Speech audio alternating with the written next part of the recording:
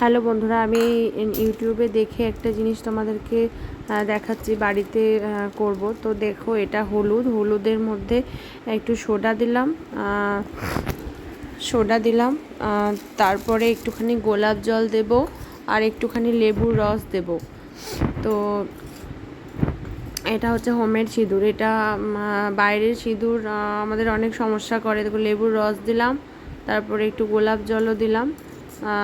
তো দেখো, এটা মানে 24 ঘন্টা রেখে দিতে হবে। এই যে 24 ঘন্টা রেখে দেওয়ার পরে একটু নারকেল তেল দিয়ে দিতে হবে।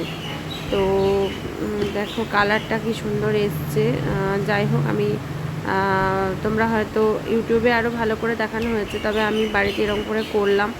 তো আমি মাথায় লাগিয়ে, আমি সিঁথিতে লাগিয়েও দেখাবো যে সিঁদুরটা মানে 3টে উপকরণ লাগবে। ওটা গোলাপ জল, সোডা আর খাবার সোডা আর লেবুর রস দিয়ে প্রথমে করে নিতে হবে, তারপরে 24 ঘন্টা ভিজিয়ে রাখতে হবে। দেখো, অনেকটা সিঁদুরের মতোই কালারটা এসছে, তবে পুরো লাল টকটকে কালারটা আসেনি।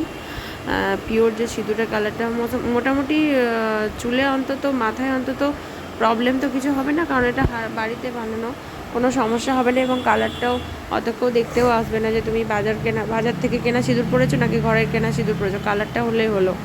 তো তোমাদের কেমন লাগছে একটুখানি বলো। দেখো, আমি মাথাতে পরেও দেখিয়ে দিয়েছি। তো তোমাদের কিরম লাগছে একটু বলো।